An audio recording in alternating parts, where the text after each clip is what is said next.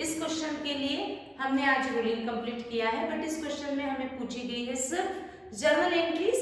तो हमारे कॉपी में आपके अपने सिर्फ जर्नल का फॉर्मेट ड्रॉ किया है, मैंने बोर्ड पे भी जर्नल का फॉर्मेट ड्रॉ किया है। हमें उस केस में जर्नल को ड्रॉ करने की जरूरत नहीं है, बट कुछ एंट्रीज के लिए हमें जर्नल की जरूरत रहेगी, वो हम रफ में ओपन करके वहां से हम अमाउंट्स ले सकते हैं। ठीक, तो स्टार्ट करते हैं डायरेक्ट जर्नल, सबको आता है। ठीक, तो स्टार्ट करेंगे। जैसे फर्स्ट स्टेप हम लेते हैं capital balances and bank balance हम ट्रांसफर कर देते हैं in their respective accounts. Capital balances जब मैं कैपिटल में पोस्ट करती हूँ तो बैलेंस ब्रॉट डाउन, बैंक में पोस्ट करती हूँ तो बैलेंस ब्रॉट डाउन हम रिकॉर्ड करते हैं। बट बैलेंस ब्रॉट डाउन या कैरिड डाउन, या मैं कह सकती हूँ कोई भी ओपनिंग बैलेंस या क्लोजिंग बैलेंस की कभी भी कोई जर्नल एंट्री पास नहीं होती। तो ब्रॉट डाउन और कैरिड डाउन को हम जर्नल में कहीं भी रिकॉर्ड नहीं करेंगे, उसको हमें स्किप कर देना है। फिर हम पोस्ट करते थे रिजर्व्स एंड पी&एल्स को पार्टनर्स कैपिटल अकाउंट में ट्रांसफर करते हैं। अब रिजर्व्स एंड पी&एल्स हमें मिलेंगे जनरल रिजर्व, रिजर्व फंड के नाम से। तो देखा हमने लायबिलिटी में दिया हुआ है जनरल रिजर्व, तो इस जनरल रिजर्व को हम पार्टनर्स कैपिटल अकाउंट में ट्रांसफर कर देंगे। और किस साइड ट्रांसफर करेंगे, लायबिलिटी है इसलिए ऑन द क्रेडिट साइड। अब इसका क्या मीनिंग है कि ये एक्यूमुलेटेड प्रॉफिट है, बिफोर रिटायरमेंट जो भी प्रॉफिट डिस्ट्रीब्यूट नहीं हुआ वो हमको सब पार्टनर्स में डिस्ट्रीब्यूट करना पड़ेगा।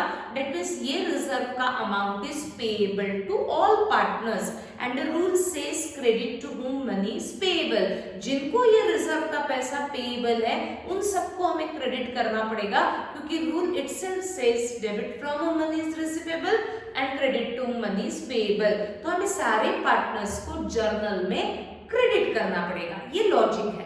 अगर विदाउट लॉजिक मुझे सोचना है तो मैं लेजर याद करूंगी। लेजर में हम कहाँ पोस्ट करते हैं, कैपिटल अकाउंट के क्रेडिट में क्या लिखते हैं, बाय जनरल रिजर्व। अगर मैं क्रेडिट में बाय जनरल रिजर्व लिखती हूँ तो ये लेजर को देखते हुए मैं इसको एंट्री को फॉर्म कर सकती हूँ। कैपिटल के क्रेडिट में लिखा है यानी पार्टनर्स कैपिटल अकाउंट हमें क्रेडिट करना है, क्रेडिट में लिखा है बाय जनरल रिजर्व यानी जनरल रिजर्व को डेबिट करना है। इन शॉर्ट अगर मैं बोलती हूँ तो जिसके प्रीफिक्स बाय होता है वो हमेशा डेबिट होता है, जिसका प्रीफिक्स टू होता है वो हमेशा जर्नल में क्रेडिट होता है। ऐसा भी लॉजिक लगा के हम एंट्री को फॉर्म कर सकते हैं। Reserve amount is payable to all partners, तो सारे पार्टनर्स कैपिटल अकाउंट को हमें क्रेडिट करना पड़ेगा, Rohan, Rohit and Sachin.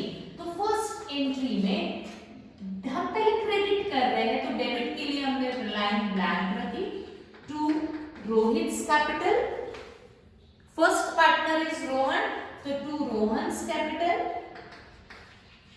Account credit, to Rohit's capital account credit,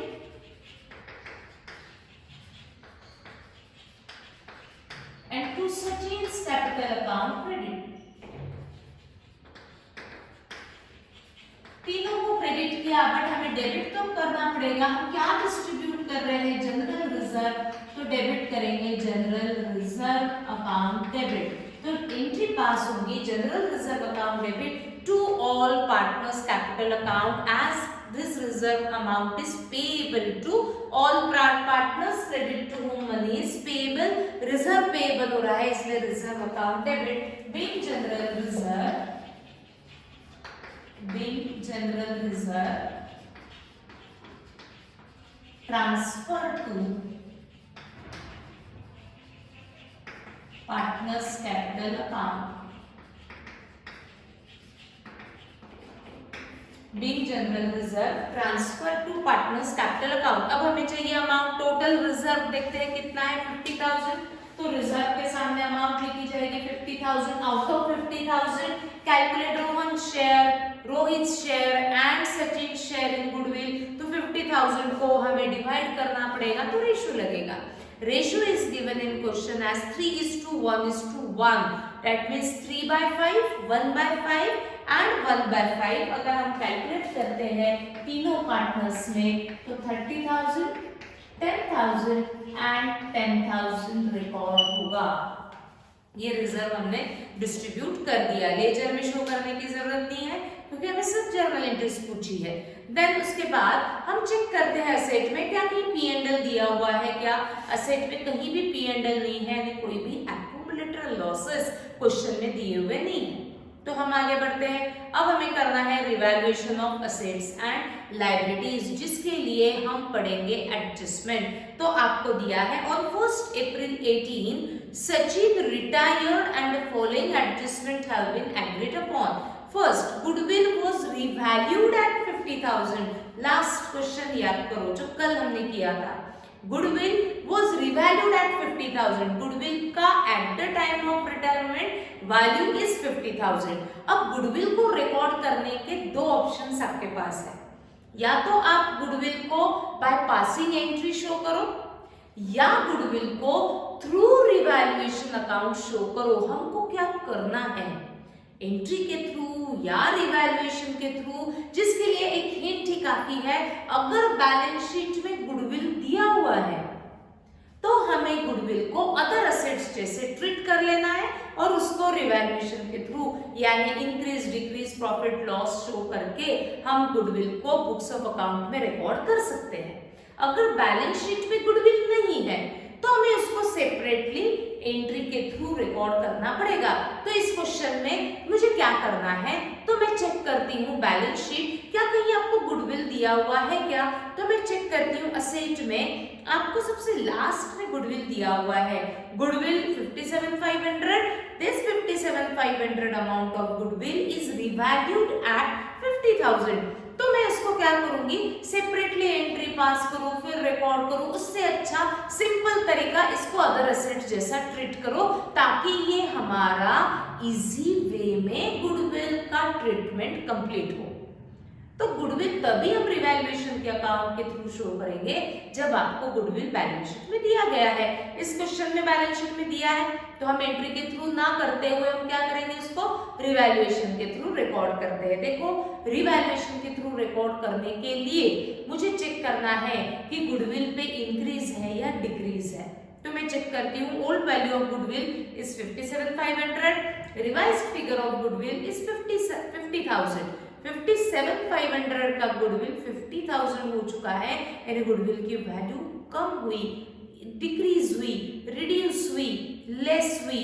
asset की वैल्यू डिक्रीज हुई, असेट की वैल्यू रिड्यूस हुई, असेट कम हुआ, यानी मेरे लिए लॉस। तो ये लॉस को हम रिवैल्यूएशन अकाउंट में रिकॉर्ड करेंगे। लॉस होने के कारण रिवैल्यूएशन अकाउंट को क्या करो, डेबिट करो। तो करते हैं second entry, revaluation account debit, revaluation account debit to कौन से एसेट का लॉस है, गुडविल का, तो टू गुडविल अकाउंट क्रेडिट। 57,500 का गुडविल 50,000 पे आ चुका है, यानी कितने से वैल्यू रिड्यूस हुई, 7,500। That means your loss is 7,500। तो हम यहाँ अमाउंट पोस्ट करेंगे 7,500 being loss transferred to revaluation account.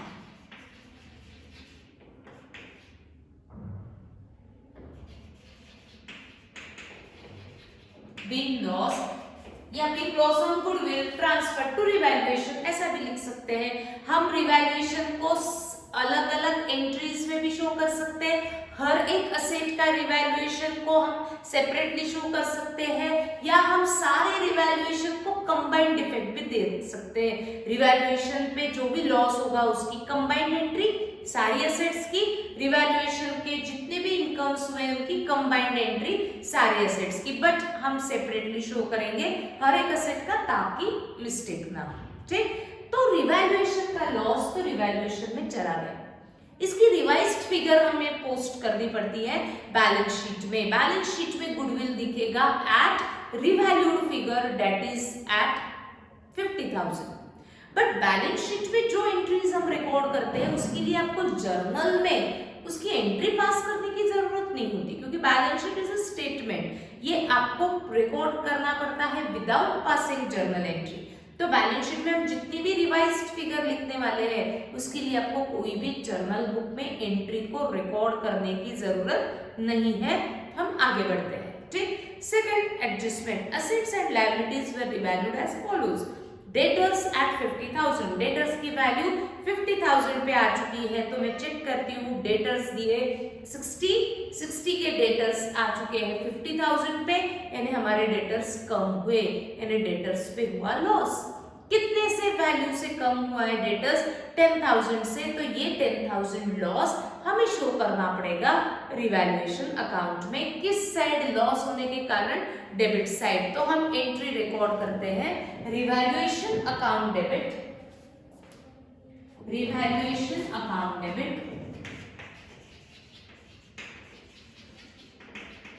10,000। अब डेटर्स का लॉस, डेटर्स कम होने के पीछे दो रीजंस होते हैं, एक तो बैड डेट्स नहीं तो आरडीडी।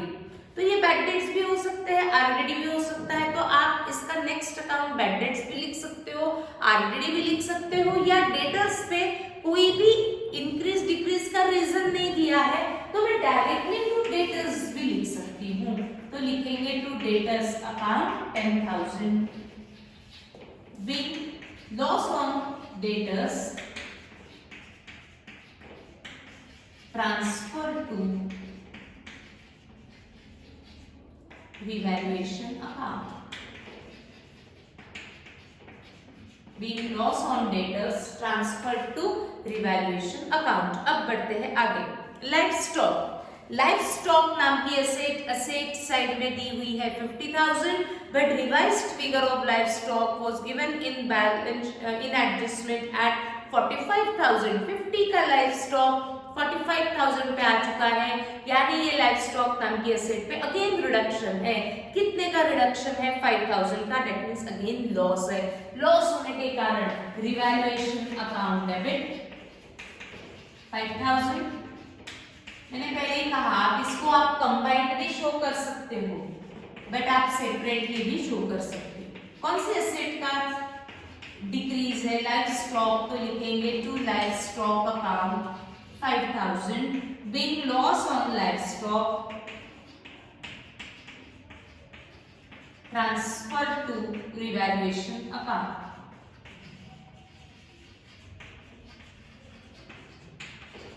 डेटर्स की रिवाइज्ड फिगर एंड लाइवस्टॉक की रिवाइज्ड फिगर बैलेंस शीट में पोस्ट होगी। डेटर्स शो होंगे at revalued figure 50,000, livestock record किया जाएगा एट रिवैल्यूड फिगर 45,000। बट ये दोनों रिवाइज्ड फिगर बैलेंस शीट में पोस्ट होंगी, जिसके लिए आपको जर्नल एंट्री रिकॉर्ड करने की जरूरत नहीं है। फिर हम नेक्स्ट असेट पे बढ़ते हैं। बिल्डिंग एट 1,25,000, तो चेक करते हैं old value of building 75,000 and revised figure of building is 1,25,000। 75,000 की बिल्डिंग की रिवैल्यूड फिगर हो चुकी है 125। दैट मींस बिल्डिंग नाम के असेट पे इंक्रीज है, इंक्रीज हो रही है असेट, यानी प्रॉफिट है। प्रॉफिट है तो रिवैल्यूएशन अकाउंट के क्रेडिट में शो होगा। तो क्या एंट्री पास होगी? रिवैल्यूएशन के क्रेडिट में शो होगा, यानी रिवैल्यूएशन अकाउंट को आपको क्रेडिट करना पड़ेगा। किस असेट का इंक्रीज है? बिल्डिंग का, तो बिल्डिंग को डेबिट करेंगे। तो क्या एंट्री पास होगी?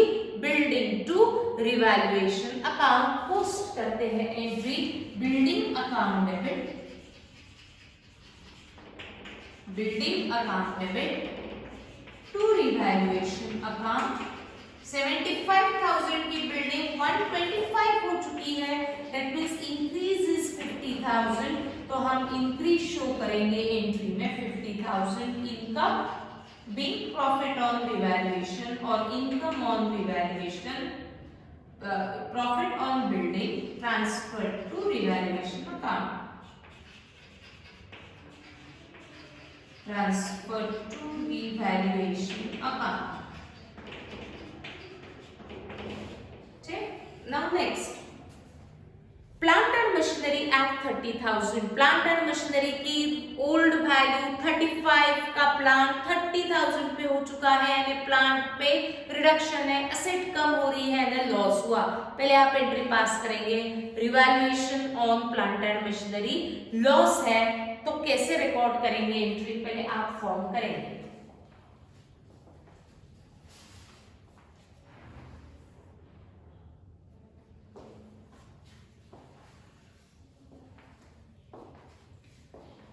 है तो revaluation account debit, plant and machinery का लॉस है इसीलिए plant and machinery account credit.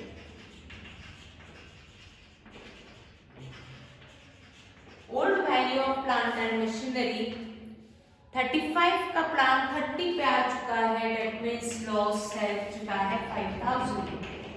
B loss on plant and machinery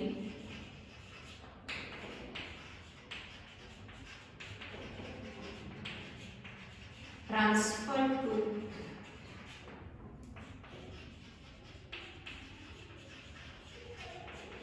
revaluation account.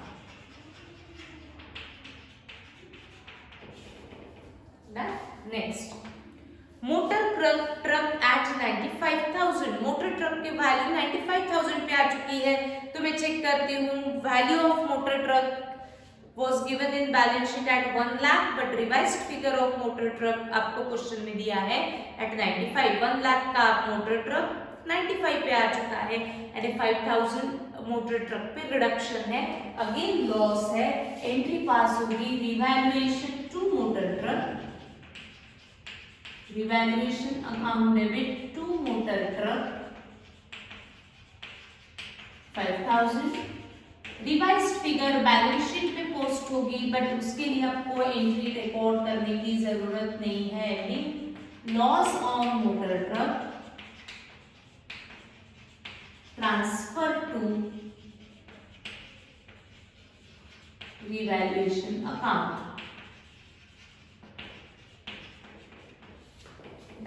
Next creditors at 30,000, creditors liability की वैल्यू रिवाइज्ड हो चुकी है 30,000, तो चेक करते हैं क्रेडिटर्स 40 थे रिवैल्यूड एट 30, यानी 10,000 से क्रेडिटर्स का रिडक्शन हो रहा है, क्रेडिटर्स यानी लायबिलिटी कम हो रही है। जब मेरी लायबिलिटी कम होती है तो मेरे लिए प्रॉफिट, क्यों? क्योंकि जो मुझे पहले 40,000 पे करना था अब 30,000 ही पे करना है, यानी 10,000 मुझे पेमेंट कम करना है। जब मैं पेमेंट कम करती हूँ तो मेरे लिए प्रॉफिट, तो वो प्रॉफिट होने के कारण रिवैल्यूएशन अकाउंट के क्रेडिट में ट्रांसफर होगा, इसीलिए एंट्री पास होगी creditors account debit to revaluation account credit 10,000। being creditors revalued या being profit on creditors transfer to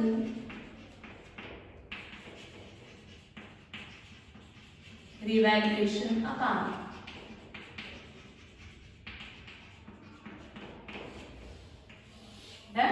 next और कौन से एसेट लायबिलिटीज पे रिडक्शन है, इंक्रीज है, डिक्रीज है। नेक्स्ट पेज देखते हैं।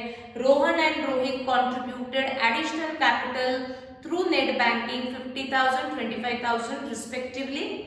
Balance of Sachin's capital account is transferred to his loan account. अब पॉइंट नंबर 3 क्या कहता है, लास्ट पॉइंट हम सबसे लास्ट में करेंगे, उसका बैलेंस उन्होंने लोन में ट्रांसफर किया है, ठीक। तो ये रिटायरिंग पार्टनर से रिलेटेड एंट्री हम सबसे लास्ट में करेंगे। हमारा गुडविल हो चुका है, हमने गुडविल को थ्रू रिवैल्यूएशन अकाउंट शो किया है, तो इसके लिए आपको सेपरेट एंट्री पास करने की जरूरत तो है नहीं। तो अब पॉइंट नंबर 3 क्या कहता है, Rohan and Rohit contributed additional capital through net banking, यानी रोहन एंड रोहित ये कंटिन्यूइंग पार्टनर्स है, सचिन रिटायर होने वाला है, तो उन्होंने क्या किया कि एडिशनल कैपिटल कंट्रीब्यूट किया, यानी और पैसा बिजनेस में इन्वेस्ट किया। रोहन ने कितना अमाउंट इन्वेस्ट किया 50,000, रोहित ने कितना इन्वेस्ट किया 25,000 थ्रू नेट बैंकिंग, यानी उन्होंने ऑनलाइन बिजनेस बैंक अकाउंट में अमाउंट ट्रांसफर कर दिया, यानी बिजनेस को पैसा मिला, बैंक में पैसा डिपॉजिट हो रहा है, इसीलिए क्या एंट्री पास करेंगे, बैंक अकाउंट डेबिट। कौन कितना कितना अमाउंट आ रहा है, रोहन से 50,000 एंड रोहित से 25,000, ऐसा टोटल बैंक में डिपॉजिट हो चुका है 75,000 अमाउंट। बट आउट ऑफ 75,000 कुछ अमाउंट रोहन का है, कुछ अमाउंट रोहित का है, बट उन्होंने अमाउंट इन्वेस्ट किया है, एडिशनल कैपिटल कंट्रीब्यूट किया है, इसीलिए Rohan is given Rohan's capital account. Out of 75,000, 50,000 Rohan ने कंट्रीब्यूट किए एंड रोहित ने कंट्रीब्यूट किए 25,000. तो इनके पास होगी bank account debit to Rohan's capital to Rohit's capital. इसको भी आप सेपरेटली रिकॉर्ड कर सकते हैं. Bank to Rohan 50,000, bank to Rohit 25,000, या हमने उसको कंबाइंड रिकॉर्ड किया. Bank to Rohan to Rohit पे additional capital contributed by continuing partners. Additional capital contributed by continuing यानी जो आगे में फर्म कंटिन्यू करने वाले वो पार्टनर्स ने बिजनेस में और कैपिटल कंट्रीब्यूट किया, ऐसा दिया है तो हमने रिकॉर्ड किया. ठीक. अब नॉन रिवैल्यूड असेट्स लायबिलिटीज को हम as it is balance sheet में पोस्ट करते हैं. जैसे बैलेंस शीट के लायबिलिटी में क्रेडिटर्स था, रिवैल्यूड हो चुका था, रिजर्व डिस्ट्रीब्यूट हो चुका था. बिल्स पेबल के कोई भी रिवैल्यूएशन का इंफॉर्मेशन नहीं है, यानी bills payable as it is हमें बैलेंस शीट के लायबिलिटी में कैरी फॉरवर्ड करना पड़ेगा, बट बैलेंस शीट में लिख रहे हैं तो उसको एंट्री में रिकॉर्ड करने की जरूरत नहीं होती. कैपिटल्स पोस्ट हो चुके हैं, बैंक बैलेंस पोस्ट हो चुका है, debtors, life stock, building, plant and machinery, motor truck, goodwill, सारी असेट्स रिवैल्यूड हो चुकी है. कोई भी असेट्स नॉन रिवैल्यूड तो थी नहीं. तो हम क्या करेंगे, अभी रिवैल्यूएशन अकाउंट को क्लोज करना है. किसको क्लोज करना है? Revaluation account. जब मैं अकाउंट में कुछ भी लिखती हूँ, रिकॉर्ड करती हूँ, तो इसकी जर्नल एंट्री आपको जरूर पास करनी पड़ेगी. तो रिवैल्यूएशन का जो भी प्रॉफिट लॉस होगा उसको मुझे जर्नल में रिकॉर्ड करना पड़ेगा. बट मैंने रिवैल्यूएशन अकाउंट तो ओपन नहीं किया, तो मुझे इसको रफ में ओपन करना पड़ेगा.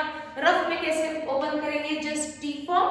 हमको सिर्फ इसमें अमाउंट लिखते जानी है, क्योंकि मुझे सिर्फ अमाउंट ही लिखनी है, अमाउंट ही हमको फाइंड आउट करनी है. तो रिवैल्यूएशन अकाउंट देखते हैं. फर्स्ट एंट्री में तो इन्वॉल्व नहीं है. सेकेंड एंट्री में revaluation to goodwill, revaluation debit, तो डेबिट में 7,500. रिवैल्यूएशन अकाउंट डेबिट 10,000, तो डेबिट में 10,000. रिवैल्यूएशन अकाउंट डेबिट 5,000, तो डेबिट में 5,000. बिल्डिंग टू रिवैल्यूएशन क्रेडिट, तो रिवैल्यूएशन के क्रेडिट में 50,000. Revaluation debit 5,000, revaluation debit 5,000. Revaluation credit 10,000, तो क्रेडिट में 9th एंट्री में रिवैल्यूएशन अकाउंट इन्वॉल्व नहीं है. अब हम कैलकुलेट करेंगे बैलेंस, और इस बैलेंस को 3:1:1 में तीनों पार्टनर्स में डिवाइड करेंगे. तो क्रेडिट इज मोर 60,000, 60,000 है क्रेडिट. डेबिट का टोटल ले लेते हैं and find out the balance. 32,500.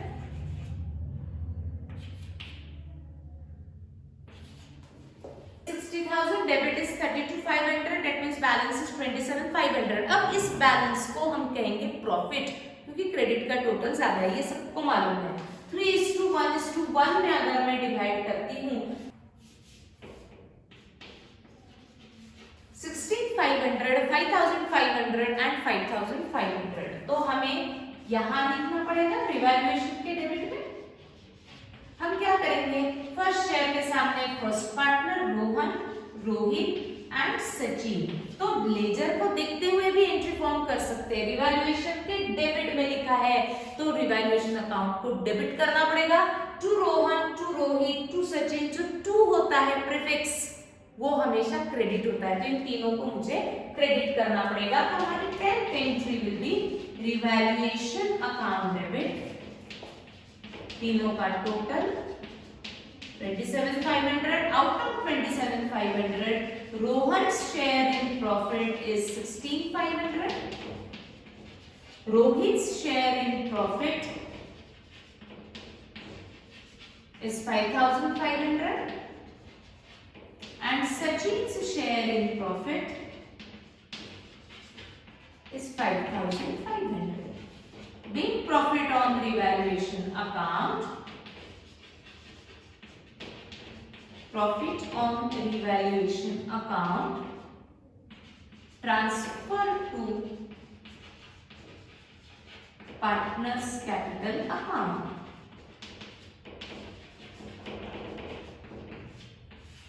Big profit on revaluation account transfer to partners capital account. अब रिवैल्यूएशन का प्रॉफिट लॉस होने के बाद रिटायरिंग पार्टनर फर्म में से बाहर जाएगा तो उसका जितना भी पैसा होगा उसको वापस करना पड़ेगा। इस क्वेश्चन में हमें गुडविल को तो रिकॉर्ड नहीं करना है क्योंकि गुडविल हमने रिवैल्यूएशन के थ्रू ऑलरेडी रिकॉर्ड कर दिया है। तो मुझे सिर्फ फाइंड आउट करना है कि सचिन, जैसे सचिन रिटायर हो रहा है तो सचिन को हमें कितना अमाउंट पेएबल है, रिसीवेबल है, ये फाइंड आउट तो हमको करना पड़ेगा। तो बट मेरे पास तो लेजर नहीं है तो मुझे सचिन का अकाउंट ओपन करना पड़ेगा रफ में और बैलेंस फाइंड आउट करना पड़ेगा। तो कैलकुलेट करते हैं सचिन का balance by opening only Sachin's capital account, क्योंकि मुझे सिर्फ सचिन को पे करना है at the time of his retirement. बाकी पार्टनर्स तो as it is balances balance sheet में लेकर के जाना है। जो बैलेंस शीट में हम कैरी डाउन करके ट्रांसफर करते हैं उसकी तो मुझे एंट्री पास करने की जरूरत नहीं है। कोई भी ब्रॉट डाउन कैरी डाउन मुझे जर्नल में रिकॉर्ड नहीं करना है। तो मुझे सिर्फ फाइंड आउट करना है सचिन का बैलेंस, क्योंकि इसको आपको पे करना पड़ेगा, चाहे पे करो या लोन में ट्रांसफर करो, उसको तो मुझे जर्नल में रिकॉर्ड करना ही। तो मैं ओपन की हूँ सचिन्स कैपिटल अकाउंट। सबसे पहले सचिन का ओरिजिनल कैपिटल में लेकर के आओ। सचिन का ओरिजिनल कैपिटल आपको बैलेंस शीट बताएगा 50,000, लायबिलिटी है इसीलिए हम क्रेडिट में लिख देंगे। अब जर्नल में जहां जहां सचिन अकाउंट इन्वॉल्व होगा वो अब एंट्री मुझे सचिन अकाउंट में रिकॉर्ड करनी है और सचिन का बैलेंस फाइंड आउट करना है। तो फर्स्ट एंट्री से लेकर के 10th एंट्री तक जितना भी सचिन अकाउंट इन्वॉल्व होगा वो आपको सचिन अकाउंट में डेबिट क्रेडिट में पोस्ट करना पड़ेगा।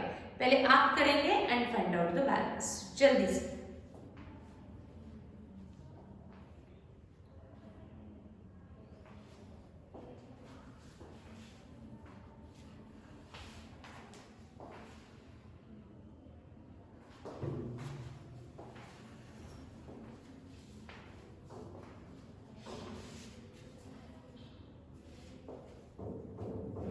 मैं भी करती हूँ बोर्ड पे। फर्स्ट एंट्री में सचिन क्रेडिट हुआ है तो क्रेडिट में ही लिखेंगे। Second, third, fourth, fifth, six, 7, 8, 9th में भी नहीं है, डायरेक्टली 10th में दिया हुआ है। 10th में सचिन क्रेडिट हुआ है 5,500। बाकी तो कोई एंट्री है नहीं। Find out the balance.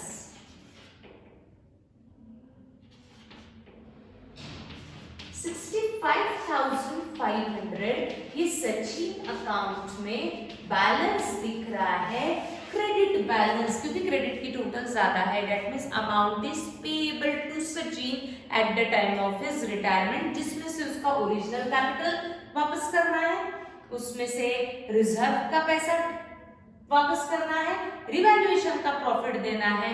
ऐसा टोटल सचिन को 65,500 अमाउंट देना है। फर्म ने आज दिया, फुल पे किया, पार्ट पेमेंट किया, पूरा का पूरा लोन में ट्रांसफर किया क्या ये क्वेश्चन में आपको दिया ही होगा।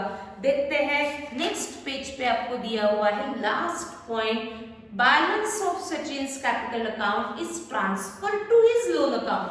दिया है ना लोन में ट्रांसफर करो, तो इसके सामने मुझे लिखना पड़ेगा टू सचिन्स लोन अकाउंट। जब मैं अकाउंट में कोई भी चीज लिखती हूँ other than brought down carried down तो मुझे उसको जर्नल में रिकॉर्ड करना ही पड़ेगा। सचिन्स कैपिटल के डेबिट में लिखा है टू सचिन्स लोन, तो मुझे इसको एंट्री में रिकॉर्ड करना पड़ेगा। जो 2 होता है वो जर्नल में क्रेडिट ही होता है, तो हम क्या एंट्री पास करेंगे, Sachin's capital account debit to Sachin's loan account credit. Amount is 65,500.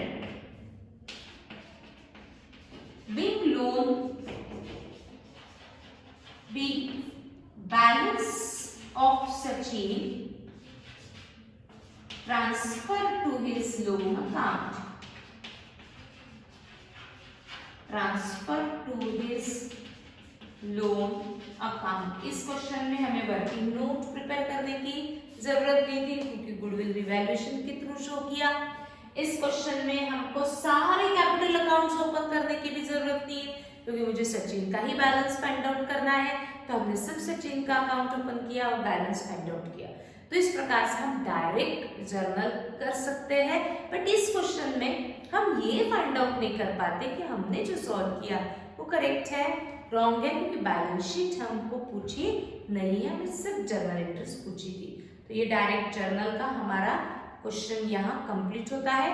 एक ही क्वेश्चन हमारा एक्सरसाइज का पेंडिंग है, लास्ट क्वेश्चन, उसको हम कल करके हमारा ये टॉपिक कंप्लीट हो जाएगा। ठीक है, तो कल बढ़ेंगे आगे। Thank you.